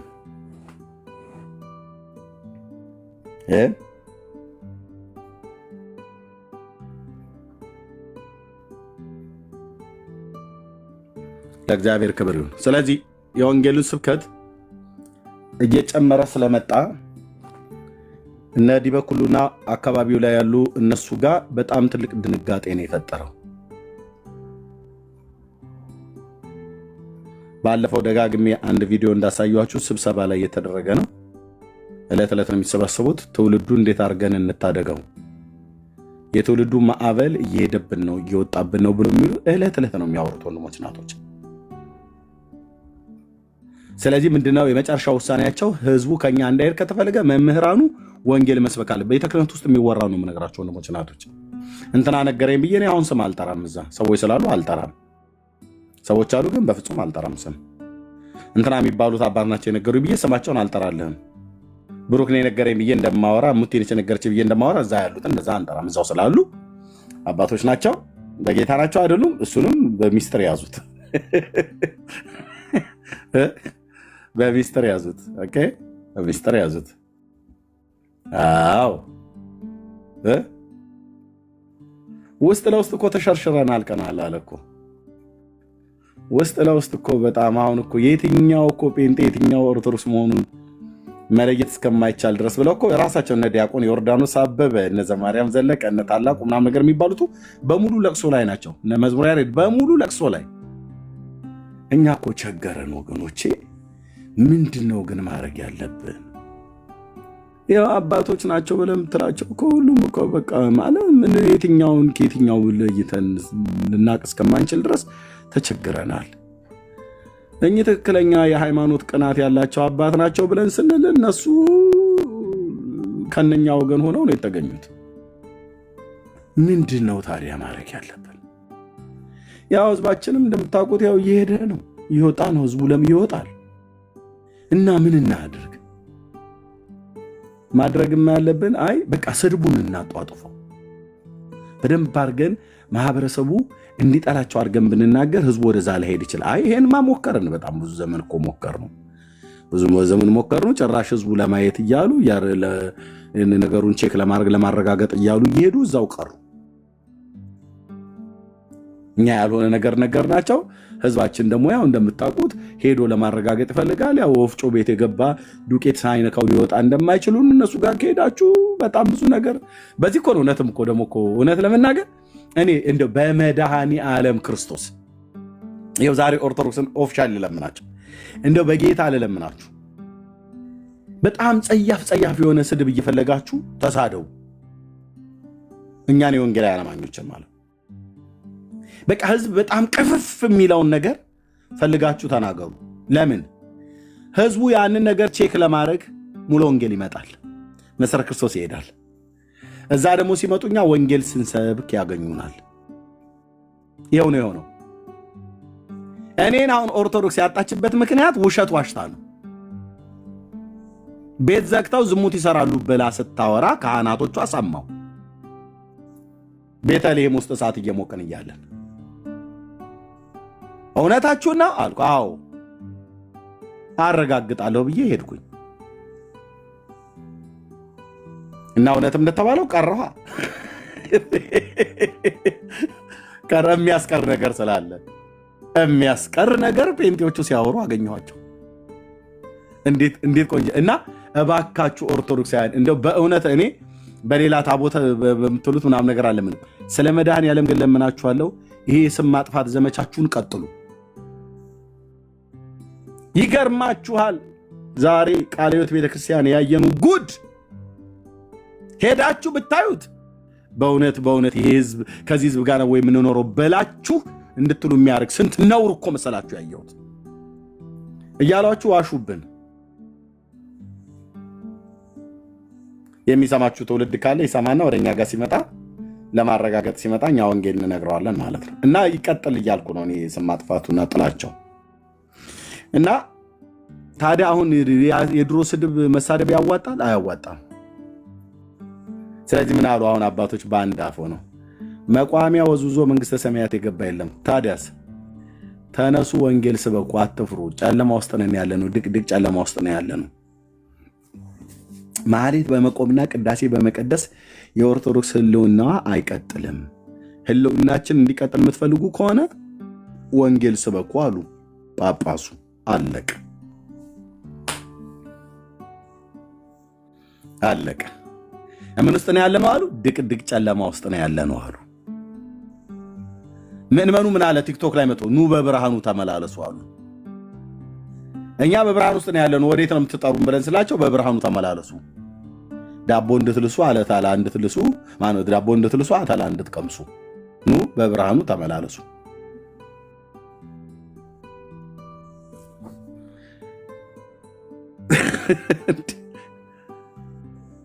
ጳጳሱ ደግሞ ጨለማ ውስጥ ነው ያለነው። ህዝቡን እንመን ወይስ ጳጳሱን እንመን?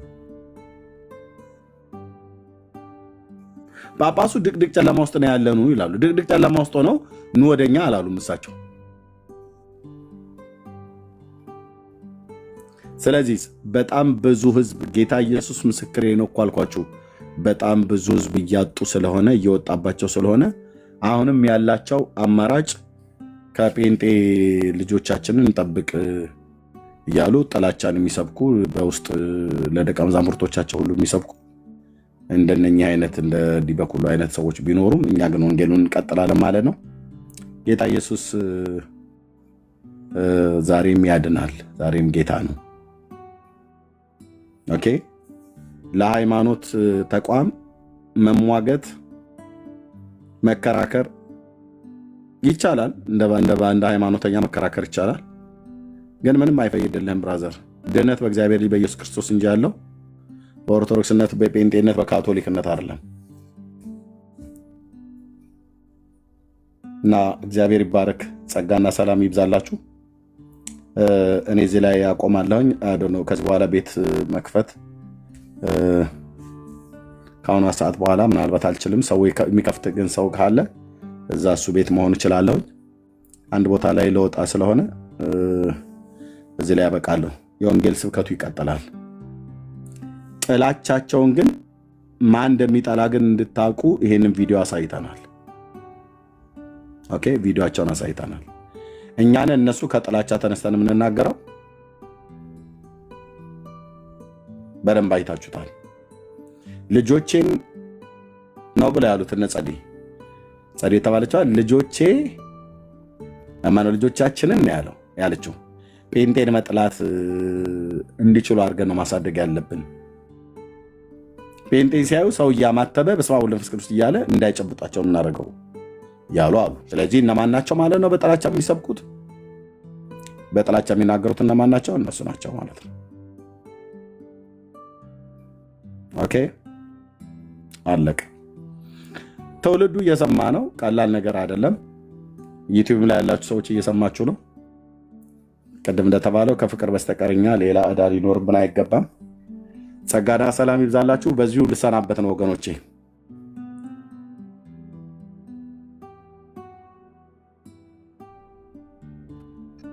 ጌታ ዘመንን ይባርክ። አሜን።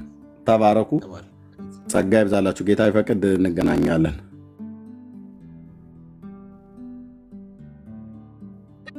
ተባረኩ። አሜን። ብሩኬ ተባረክ። ኔርሚ አሜን። መቅድዬ ቴንኪው። ኤፍዬ ተባረኩ። ጸጋ ይብዛላችሁ።